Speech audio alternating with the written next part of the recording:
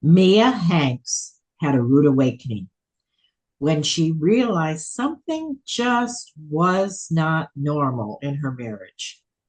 And the worst part was she could not see any way out. Narcissistic abuse is a bondage that has only recently been exposed as mental and physical abuse. And many listeners to the podcast today will be able to relate to Mia's amazing story of survival and ultimately escape. Have you ever felt like giving up, quitting, throwing in the towel? Welcome to Never Ever Give Up Hope featuring Carol Graham. She's an author, health coach, and motivational speaker. Backed into a corner multiple times in her life, Carol shares with you stories on how she overcame some of the toughest obstacles a person can go through in life, but refused to give up hope. Rather than admit defeat, an opportunity was presented, and it involves each and every one of you. Carol will feature spectacular guests who will share their messages of hope, encouragement, and their inspiration to prove why life's adversities only make you stronger. And now, welcoming the host of the show, here's Carol Graham. Narcissistic abuse is somewhat of an epidemic, and it seems that many victims don't know how to escape from it. Mia Hanks is an award-winning author who brings awareness to the struggles of those abused by a narcissist and offers hope to those who need direction. And this is what you are going to get out of this podcast today. And I really appreciate that she is going to not only bring hope to those who are struggling right now, but also some methods and helps on how to get a direction and what they should or shouldn't do. So welcome, Mia. Thank you for having me. Okay, Mia, the floor is yours. Start from the beginning, please, and share your story. Okay. So, I met my now ex-husband when I was 19 years old. So I was very young. We dated a couple of years and I married him at age 21. And basically, I married a narcissist. I had no idea that he was a narcissist. I definitely saw things I didn't like, red flags early on Mm-hmm. that, I just swept under the rug. This was back, 3 decades ago when no one was really, of course, no one was talking about narcissistic Right. abuse. I had never heard of, I didn't really know what a narcissist was. And what I did know of it certainly didn't, look like what my husband was. And Right. so I just didn't, I didn't, people weren't talking about psychological abuse. If you heard about domestic abuse, it was always physical. So it was easy to sweep these little things under the rug. I see lack of empathy and just this general cold, uncaring person who does not seem to be capable of making a connection. But that just, I wrote it off as a personality quirk, and it wasn't physical. And so I said, well, I guess this is just how it is. And for a lot of years, that was the mindset that I had. And it took many, many years for me to realize that, hey, this isn't okay, and to really start doing some independent research and understanding what was going on, and that I was quite literally married to someone with narcissistic personality disorder. I just I didn't understand that it was really not okay until I finally let myself ask those questions, and I had to get honest with myself, really. There's a lot to unpack there. There's the level of embarrassment. How have I stayed for this long, and what do I tell people? How do I explain, that this was really a toxic relationship? But yeah, I really stayed here for 29 years. So there's a lot that goes into figuring out how do I untangle this, and how do I remove myself from this marriage that has lasted for a long time and produced two children. And so, yeah, it was definitely a journey. I'm very happy to say that I'm out. I'm free from that, and yeah, I'm just working now to rebuild my life. Do you think that someone married to a narcissist or in a relationship can really be happy? I honestly don't see how. You basically, if you are with someone who's truly a narcissist, and I think, I need to clarify that because narcissism is a term that's overused. A Yes. lot of times when we talk about narcissists, those people are not narcissists. Everyone has narcissistic traits. It's part of what makes us human. But somebody who is just pompous, arrogant, overconfident, they're not a narcissist. It runs much, much deeper than that. If you're really with a narcissist, this is someone who has a diagnosable personality disorder. This is someone who is most likely never going to change. This is who they are. Um, they don't have empathy. They cannot self-reflect or see things from your perspective, and you will be more or less required to give up your life for them. So I really can't see how anyone can be happy, living within those parameters. I mean, if you really want to give up who you are and lose yourself to make somebody else happy, you can tell yourself you're happy. And I did that for a lot of years. But I think at your root, at your core, I don't think that you can be happy. No.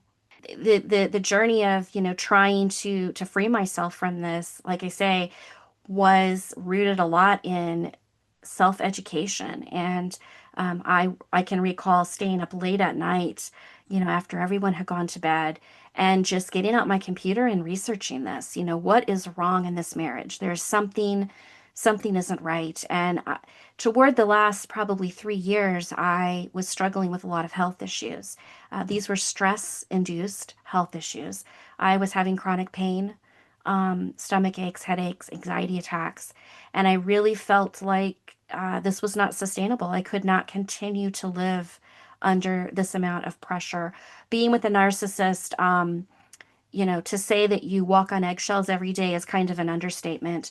You basically live in a state of fight or flight, which, we get into those states, but with the narcissist, you kind of stay in that state, and our bodies just are not meant for that. The stress will get to you. And so that's really, I think the breakdown of my physical body is what prompted me to start trying to figure this out. And when I started learning about narcissism, it answered every question I ever had. And suddenly my whole entire marriage had made sense. So So, that was a big thing. so in particular, maybe, and also in general, how do narcissists treat their children? That's really interesting. I think in general, and realize narcissism is a spectrum disorder. So, you can be less narcissistic or more. At the very end of the spectrum would be sociopath. And then beyond Okay. that would be psychopath. So, depending on where you fall in that spectrum, it's interesting. Narcissists are jealous of anything that takes attention away from them. Right, And right, so when our kids were born, he loves the idea of having kids. He loves how his kids can make him look. So right. he wants to appear Father of the Year. He's so wonderful. His kids love him so much. It's all about how they can reflect on him.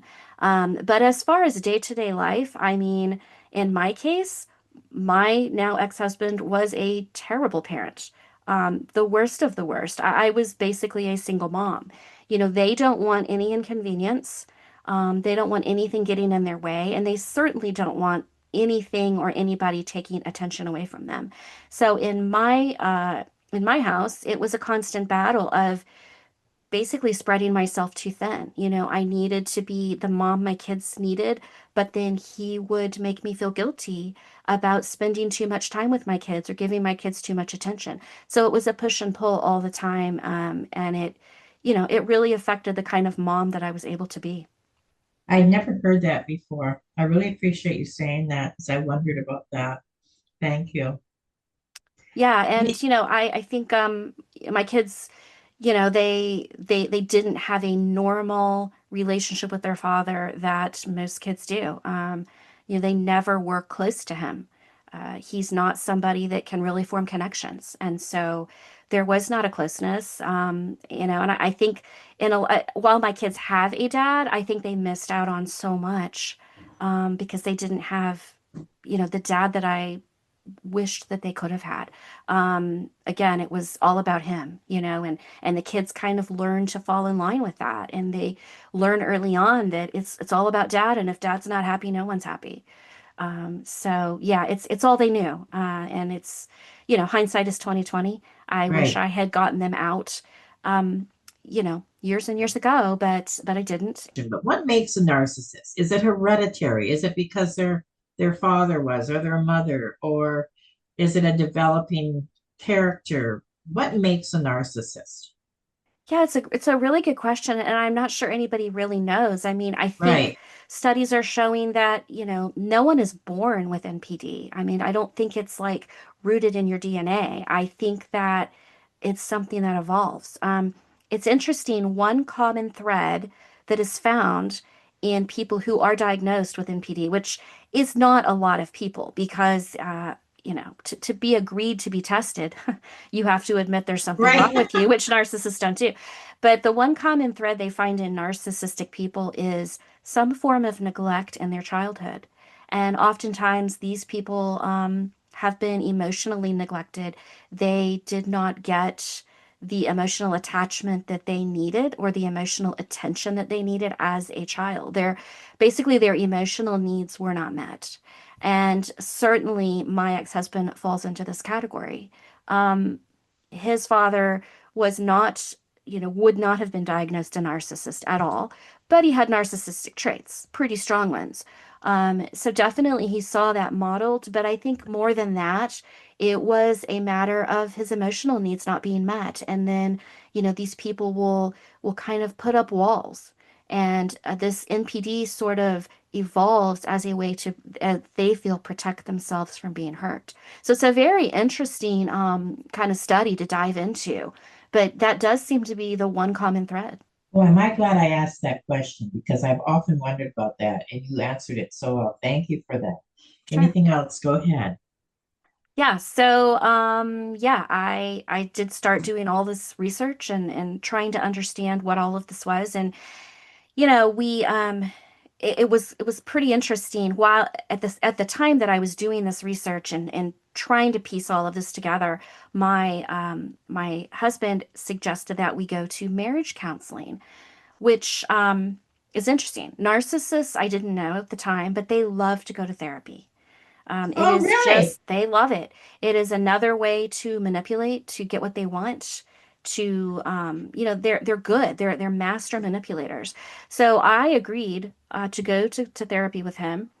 We were, literally in the last year of our marriage at this point, and that was a very eye-opening experience. Basically, we saw this therapist probably about 10 sessions. And each session we would sit on her couch and he would do all the talking. And I noticed, she really kind of took a lot of time. She asked some probing questions but she took a lot of time to just observe our dynamic. And I would say probably about session number 9 or thereabouts, she asked us a very peculiar question. And I didn't understand why she was asking, but she said, I want you guys to each take a turn and tell me what's on your bucket list. So it was his turn first, and he talked and talked and talked, and he went on and on. I mean, his bucket list is so long, you wouldn't believe it. Everywhere he wanted to travel, what he wanted to do. Finally, she had to cut him off and say, okay, you've got a long list.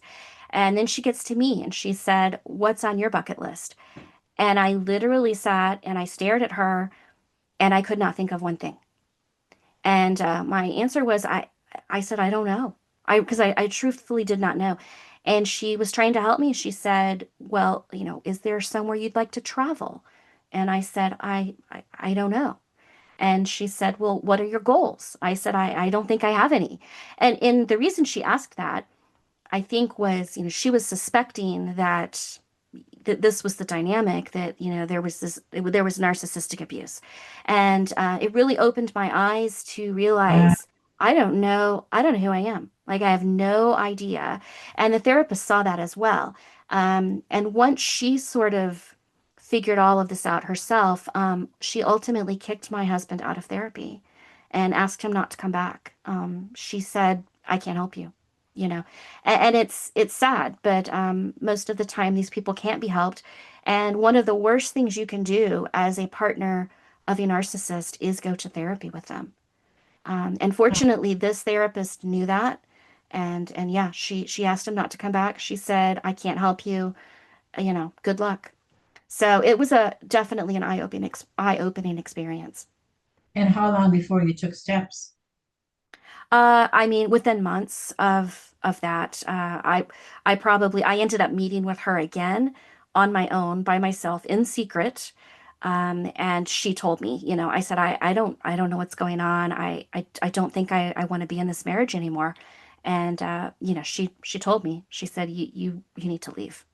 And fortunately, that gave me the validation that I needed. I think a professional telling me it's okay to leave. I think I was looking for permission. Right. And when she told me, you need to go, like this is not going to get better, it really did give me the nudge I needed to make that step and walk away. And how old were the children when you did that? They were like 18 and 22. Oh So, my goodness. grown. I mean, they're grown, right? And that Right. was also one consideration, I think, earlier on. I had thought about leaving.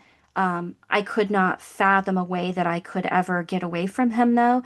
Mm-hmm. And there's the issue of the kids, right? I don't want to share custody of my kids. I don't want to go to family court with this man. Um, and so that was one thing, the kids were no longer minors, and it just helped me, make Right. that decision that, yeah, now is the time. If I'm going to walk away, this is the time to do it. And when do you think way back in the beginning, when were you first aware of what you were dealing with, that he was a narcissist? Yeah, I'm not really sure. With narcissism, the typical chain of events, it starts out with love bombing and they act like you're so wonderful and, all the gifts and attention and they seem too good to be true and they are. And then it slowly evolves from there. Once they've got you hooked, then they can start the manipulating, the gaslighting, and so it wasn't an overnight thing, but I think the first thing I can remember that I thought, wow, this is really strange was the first time shortly after we were married and I got sick. I don't know if I had the flu, something like that. And instead of being sympathetic or empathetic, his reaction was to be angry. And anytime I was sick or anything was wrong in our marriage, he was angry. And I thought, well, how strange. Like, shouldn't he be sympathetic? But never, Yeah. because you see, that was an inconvenience to him. How dare you get sick, Right. that inconveniences my day. So definitely that was probably the first red flag that I saw. Again, wrote it off as a personality quirk, thought, well, I'll just have to learn to deal with it. And I did. How long ago was that you left? So I left, it's been about 4 years now. But it took me a year after leaving before I filed for divorce.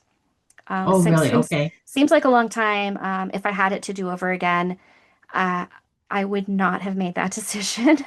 Again, hindsight's 2020.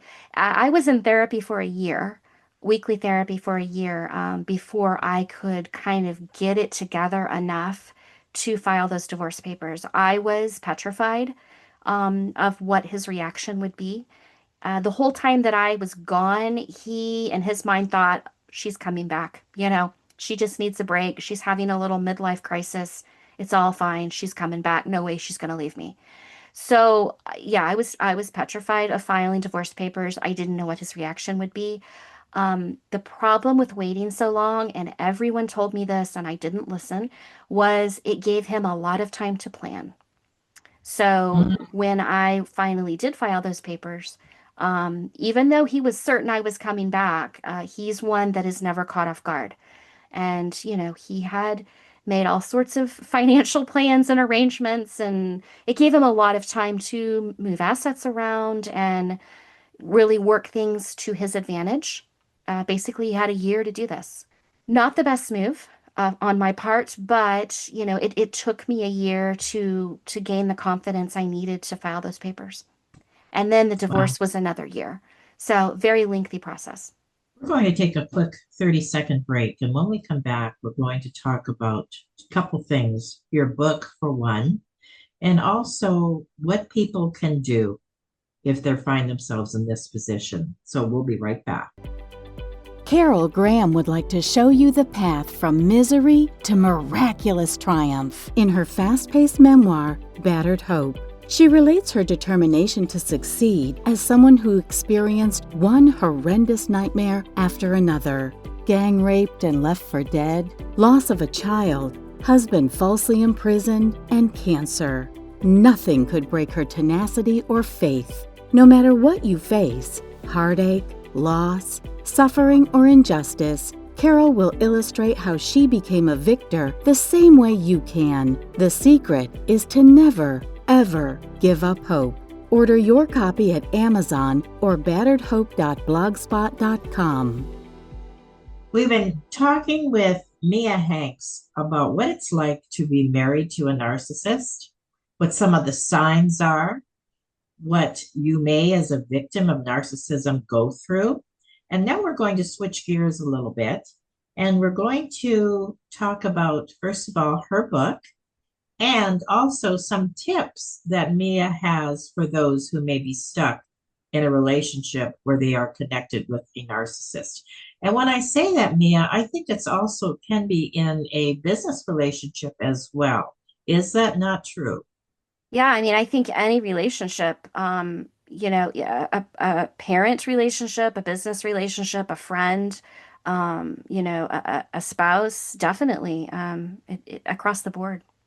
So address that first, maybe a little bit, what somebody can do if they find themselves not just in a marital relationship, but in a situation like that. Maybe some of the signs, which you've kind of covered already, but also what you can do and what you should do. Yeah, I mean, I think that the best thing you can do is to educate yourself on this personality disorder. I mean, it's important to understand how these people function. Because if you don't understand it, it's easy to get caught up in it, you know? It's easy to get caught up in the manipulation. These are, these can be some really smart people. And so I think education, knowing understanding narcissism is in this day and age, I think is the best thing, if you think that you're dealing with one. When I was, I guess, toward the end of my marriage, when I was doing so much research into narcissism, I was trying to read everything I could find, and most of what I found, great information, but it seemed to all be written by therapists and psychologists. Oh, And I really, it was very academic. And I was really seeking a firsthand account. I want to hear somebody else's story. I want to see how it stacks up next to mine. But I really couldn't find that. And so after my divorce was final, I got this idea that, maybe I should write a memoir. I had been in therapy for a year, and it just seemed like something that I was ready to do. And I felt like putting a firsthand account out there might be extremely helpful for other people who are in these relationships, to kind of see and identify. And, maybe it would give other people some validation to say, yeah, I think I can leave too. So that's really how the book came about. And yeah, I just hope it lands in the right hands of people who need to read it. and how did he react to that? How did he react to my book? Yes. He doesn't know about my book. Okay. Not yet. Yeah, so I don't know. I mean, it's a little unnerving. But no, to date, he doesn't know about it. And And what about your children? Did they have a new understanding of, everything that had been happening in their lives up to that point? yeah, they really did. My son has not read the book, but knows about it. And we've had a lot of discussions about dad and why Right. he's the way he is and so on and so forth. My daughter has read the book, and yeah, definitely. I mean, I think it helped her see things from my perspective in kind of a new way that she hadn't considered. And it also, there's a lot of my story that I share that my kids never knew. A Oh, lot that went on that they never knew about. And so I think that, it was eye-opening and definitely gave her a better understanding of who her dad was, which she already had a pretty good idea. But right. yeah, I think it was interesting for her to hear it from my point of view. And is it strictly a memoir, or do you talk about the therapy and other things as well?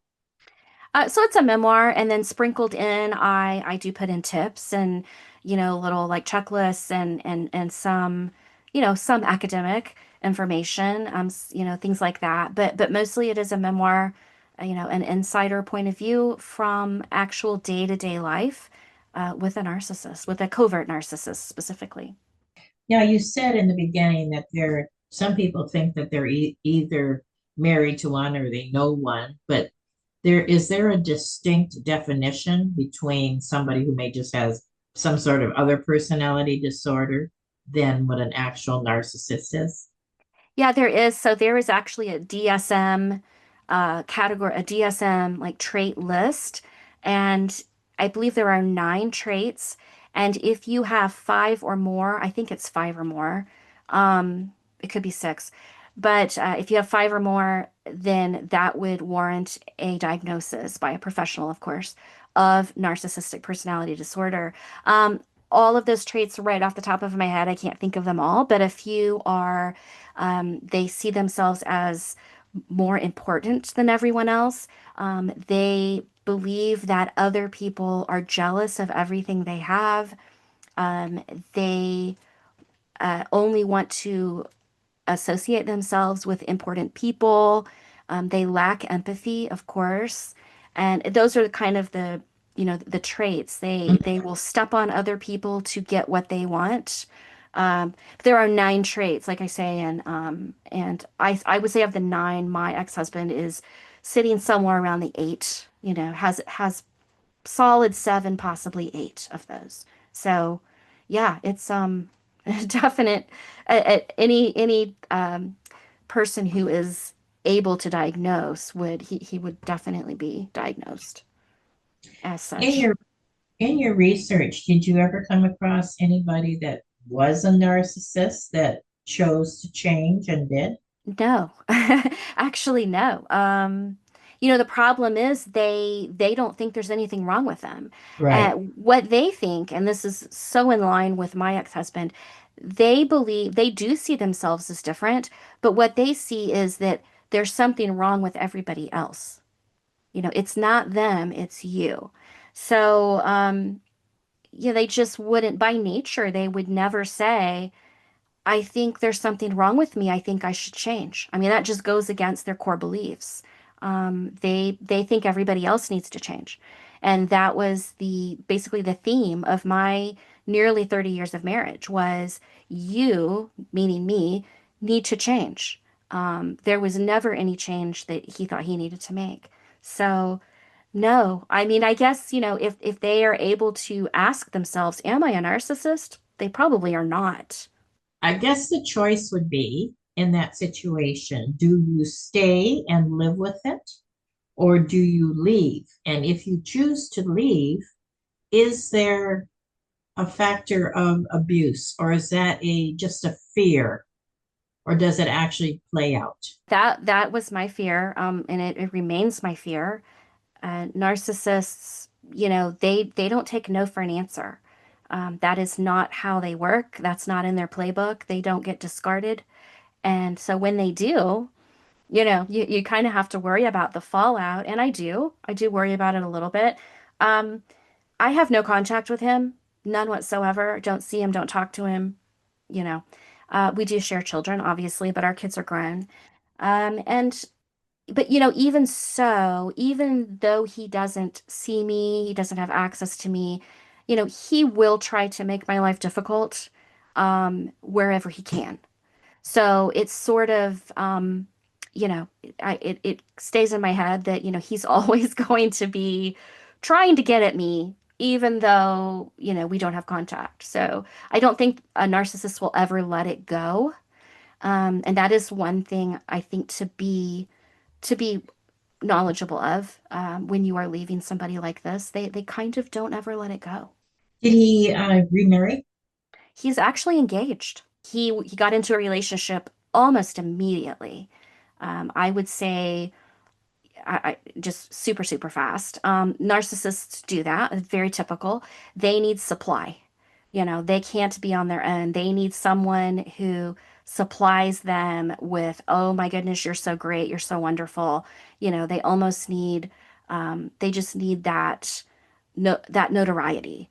And so, yeah, got into a relationship very quickly and got engaged very quickly. So yeah, and it'll be interesting to see how that plays out.